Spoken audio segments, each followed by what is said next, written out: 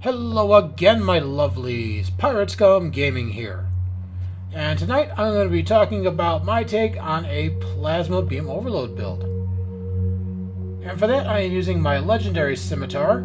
I don't fly this ship near enough. It's really cool, it's surprisingly maneuverable. It's big, it's angry, and it's pointy. Kind of like Chorog. So let's go ahead and dive right into this build. First up in the forward weapons, we have the Advanced Piezo Plasma Beam Array. This comes from the Lucari reputation. On activating Beam Overload or Surgical Strikes, this weapon triggers a Technical Overload on the target, which deals electrical damage in an area around the target that is increased if the target is electrical. And this does quite a bit of extra damage. Next up, I have 3 corrosive plasma beam arrays. In my opinion, these are the best plasma beam arrays in the game at the moment, and I absolutely love the way they look and the way they sound. These are just really cool. They also have a -1 to -20 all damage resistance rating proc, or debuff rather, over 20 seconds. So that's a nice bit of extra thing to have going there. Next is the Dark Matter Quantum Torpedo. I've talked about this before. This is an all-around excellent torpedo, no matter what kind of build you're running. Science, torpedoes, beam arrays. It deals a lot of damage, and it plays really well with chemosite-laced weaponry. Space Core is somewhat different. We're still using the Elite Fleet Intervention Protomatter Deflector Array from your colony holding. Prevailing Innervated Impulse Engine from your competitive reputation. And since this is a Romulan ship, we are using the Elite Fleet Thoron-infused Singularity Core from the Spire holding. This is the exact same thing as the Spire Warp Core, except it is for Singularity, and it buffs your Singularity powers. It still has the -10% weapon power cost and the +66 power transfer rate. And last, we have Tilly's Review Pending Modified Shield. We're using this because of the weapon damage debuff that puts on the target's shields. Your weapon attacks cause enemy shields to receive 11.5% increased damage for 10 seconds.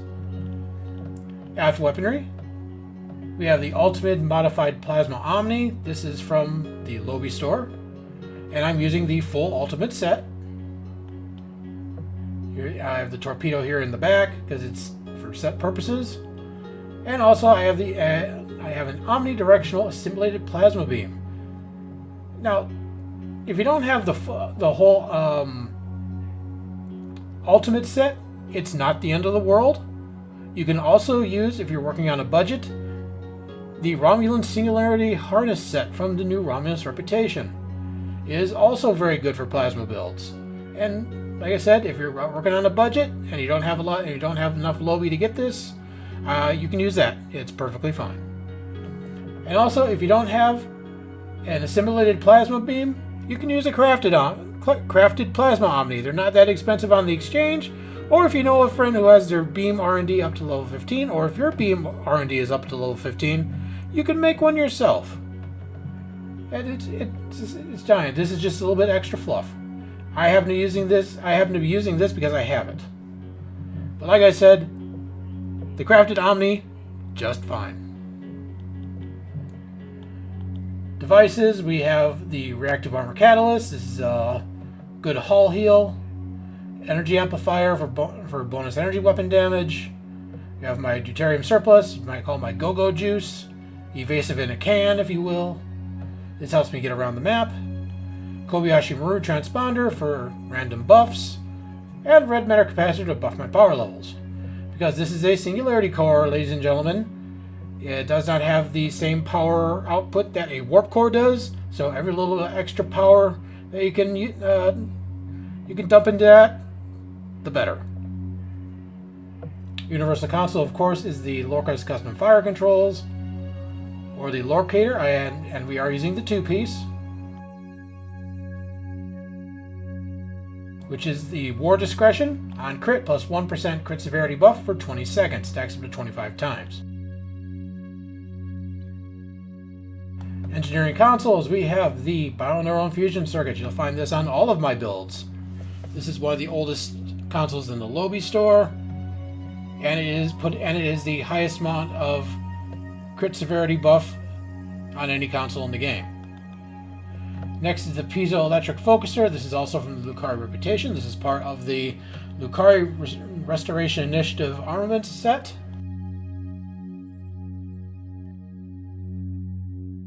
The two-piece here, you get 15% extra plasma weapon damage and plus 20 Starship Drain expertise.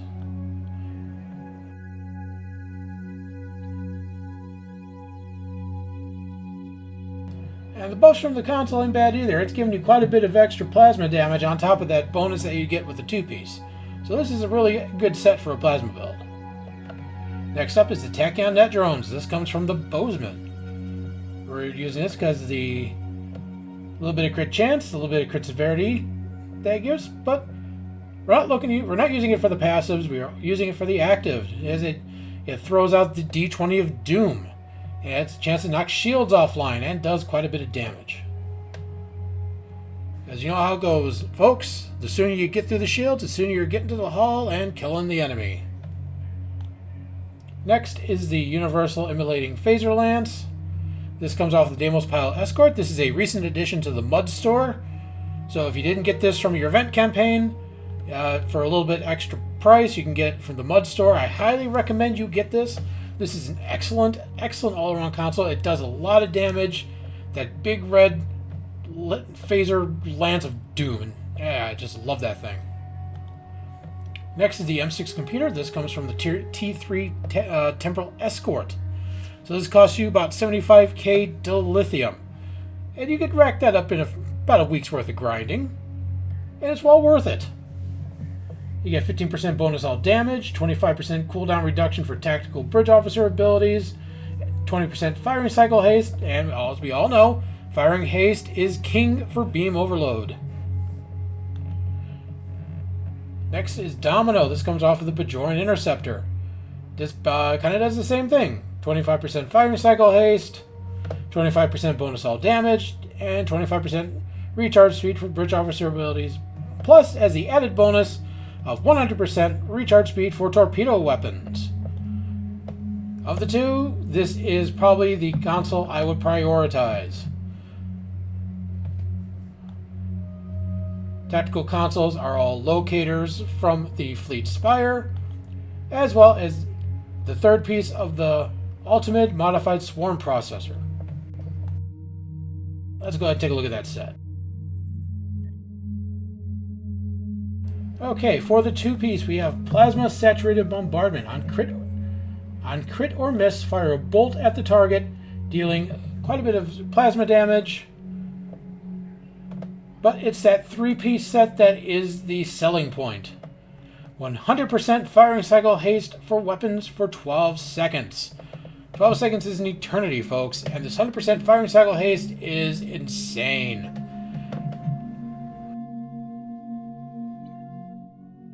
And since this is a Dreadnought, I do have a hangar bay, and I am using the Elite House Mokai Raiders. Now you're probably wondering why I'm using this and not something else. Well, for starters, these do not have any kind of torpedo, and these are basically kamikazes. These things will attack the target and ram it and just blow up at the target, and then when they blow up, they give you temporary hit points. So I've used this on a tank build before, and I just like using these things all around because these things are just, they launch quickly, and they do quite a bit of extra damage. I have to say that I'm surprised at the amount of damage these do. Especially with that destabilized warp core, flyer apart, and reclaimable materials. Alright, skills have not changed. It's the same skill tree I've been using. So if you need a good, solid, multi-purpose skill tree, now's your chance to take a screenshot, because this is it. This is one Auggy's had been using for a long time, and this one has worked for me just fine thus far. Specializations have not changed. Intel Officer for the flanking bonus, and Temporal Operative. Number 1 for Entropic Rider, and for cooldowns. Okay, for traits, we have Superior Beam Training. That's pretty obvious. The big important one, Unconventional Systems. This is free DPS. Using a Control Bridge Officer ability, which I am, gives minus 7% recharge on Universal Consoles. The Boimler Effect. This is my primary means of cooldown. Now, word of the warning, Boimler likes to slack off at times.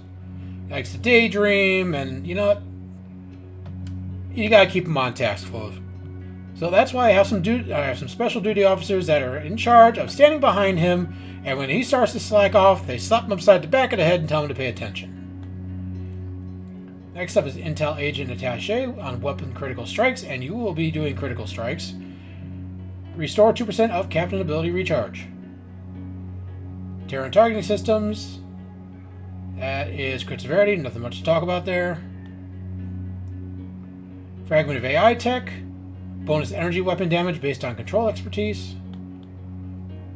Innocuous. Minus 25% threat gen, because you don't want the enemy trying to kill you. You want to kill them and them not kill you. And 5% crit severity. Duelist Fervor. Whenever you or a teammate kills something, and you and your teammate will be killing something. Plus 5% all damage for 10 seconds, and some accuracy. Next up, Adaptive Offense, crit chance that becomes crit severity. And last but not least, Independent Wingman. Or Independent Wingmate, rather. My apologies. Your first Hangar Pet launch permanently gains plus 200% bonus damage and 200 damage resistance rating. So that first pet you launch, he's going to be doing a lot more damage than his buddies, and he's going to be hanging around in a firefight a lot longer. For Starship traits, we have Super Weapon Ingenuity. This is your Beam Overload extension trait. This comes off of the Legendary Dreadnought. Legacy of Kronos. Attack Pattern Beta or any Temporal Operative Bridge Officer ability, plus 10% firing cycle haste for energy weapons, and 5% bonus disruptor damage. This comes off of the Temporal Warship, I believe this comes from. Correct me if I'm wrong. Emergency Weapon Cycle, the trait you should be using if you're doing energy weapons. If you're not using this, you're doing it wrong. This comes off the Kurak, the Morgu, or the Arbiter. On emergency powered weapons, minus weapon power cost, and weapon firing speed. 50% weapon power cost, minus 50% weapon power cost for 30 seconds, and 20% firing cycle haste. Next is Preferential Targeting. This comes off of the NX Refit, or the Legendary Temporal Escort, the legendary version of the NX, Beam Fire at Will and Cannon Scatter Volley, and Power Beam Overload. Best Hope for the Empire. This comes off of the Legendary Dreadnought Cruiser, the Legendary Galax. Plus damage, temporary hit points when using Beam Overload or Lance abilities. Plus 10% bonus all damage, and plus 50,000 temporary hit points. This will save your butt. I have seen this kick in just when my hull's starting to dip down pretty low. This does kick in and save me. And last but not least, we have Universal Designs. This comes off of the Crossfield Refit. If you have a chance to get this, I highly recommend it for either next year's campaign, or if you got it this year off of this year's campaign, I highly recommend using it because this works extremely well with Immolating Phaser Lance. By basically using Immolating Phaser Lance, this keeps this up all the time. Space Rep, same thing I've been running. Tyler's Duality. Crit Chance based on hull percentage. That is Discovery Reputation, by the way. Advanced Targeting Systems from the Dyson Rep. Crit Severity, not much to talk about there. Magnified Firepower, this is from the Gamma Rep. Again, bonus weapon damage. Precision from New Romulus, 5% crit chance. And from the temporal rep, controlled countermeasures, plus 9.4% bonus energy weapon and projectile damage against controlled targets. And by using control abilities, you do have controlled targets. Alright, let's take a look at bridge officers. Okay, in the Lieutenant Commander Universal, I am using this as a science seat. I have jam targeting sensors, scramble sensors, and gravity well. These are all universal or unconventional system procs. That's why we're using these. In this seat, I have Chemosite Laced Weaponry, which plays very well the Dark Matter Quantum Torpedo, like I said earlier. And Cannon Scatter Volley, which is a dummy ability to trigger preferential targeting. Next up is Tractor Beam. This is also an unconventional systems proc. Torch Spread 1 to spread around the Dark Matter Quantum Torpedoes. Electromagnetic Pulse Probe. This is also an uncon proc. The main event, Beam Overload 3, and Attack Pattern Beta 3 to trigger the Starship trait. Down here we have emergency powered engines to help us get around and move around a lot easier. Overwhelm emitters. I like to use this as a good command debuff. Basically knocking shields offline. And emergency powered weapons to trigger emergency weapon cycle. Let's take a look at some duty officers.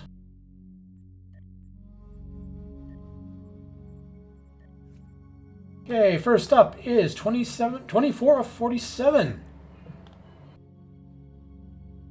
I don't have any Miracle Worker abilities, so this does not come into play, but this does. On use of tactical abilities, 15% chance set power levels to maximum. And believe me, on Singularity cores, this matters because, as you can see, Singularity cores do not have the same power output as a Warp core. It does take a little bit of time to charge up, but this set power levels to maximum for 5 seconds. This is very important.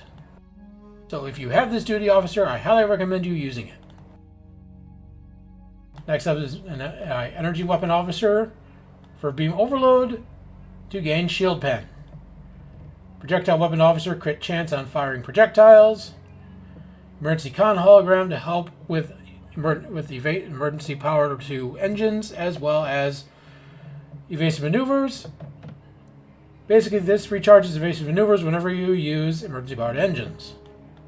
You can get this from the Phoenix store. I highly recommend you get this one because this is a really handy duty officer to have, folks. Next up is 42 of 47. On use of tactical abilities, chance to reduce intelligent bridge officer ability cooldowns by 50%, and for intel vice versa. Next, I have 38 of 47. This does the same thing as 42 of 47, except it's tech and command. Now, remember when I was talking about Boimler earlier? These two guys are the ones that stand behind him and slap him upside the back of the head when he starts to goof off and slack. So whenever Boimler doesn't work correctly, these guys kick in and take care of my cooldowns.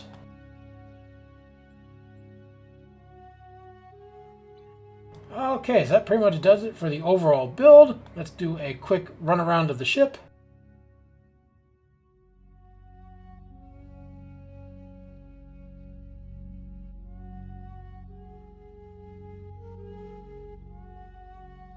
As you see, this is a really cool ship. But there's one thing about the Ultimate set that kind of bugs me. It's this useless little turd. Whenever you use the Ultimate set, it spawns this Ultimate Drone Swarmer that does absolutely nothing other than annoy you. He does very, very little damage and just kind of bobs around and just gets in the way. If he did a lot more damage, I think that Ultimate set would be a lot more favorable. Okay. With that being said, let's go ahead and jump into the patrol I recorded earlier so you can see this beauty in action. And then after patrol, I'll give some final thoughts on this ship.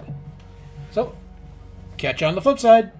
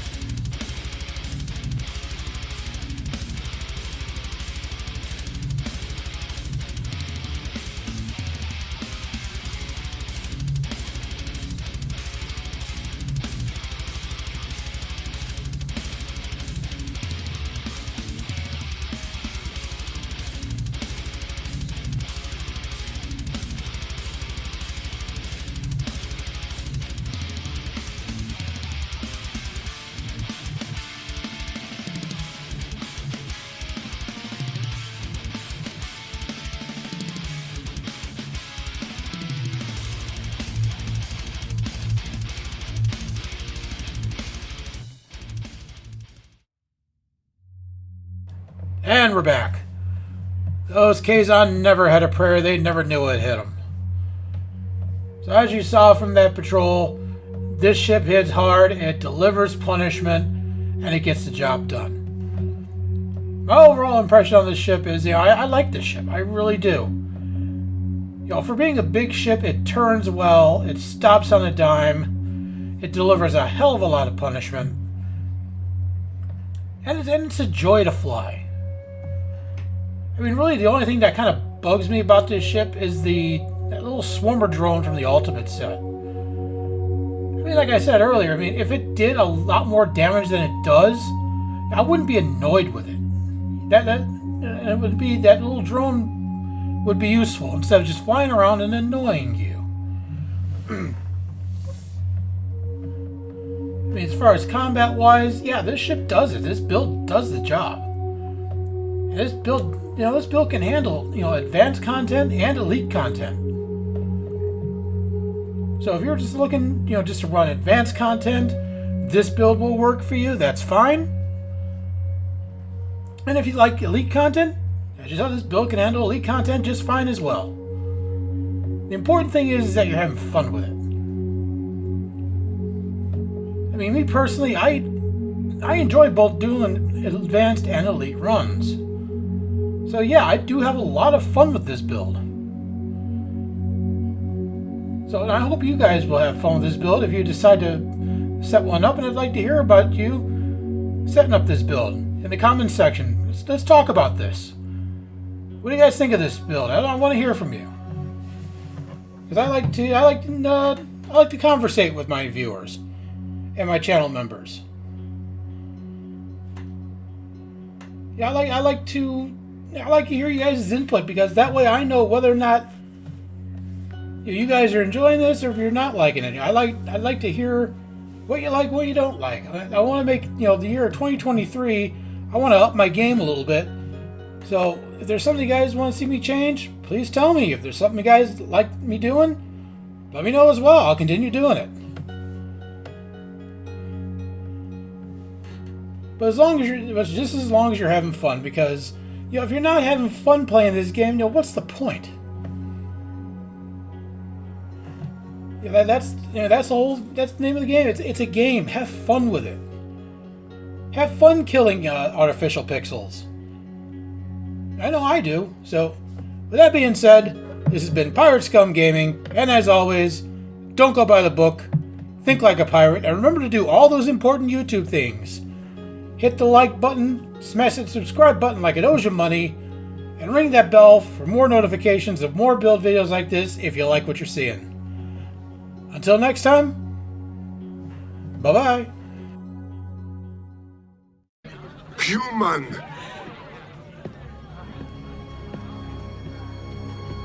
Play, damn Human.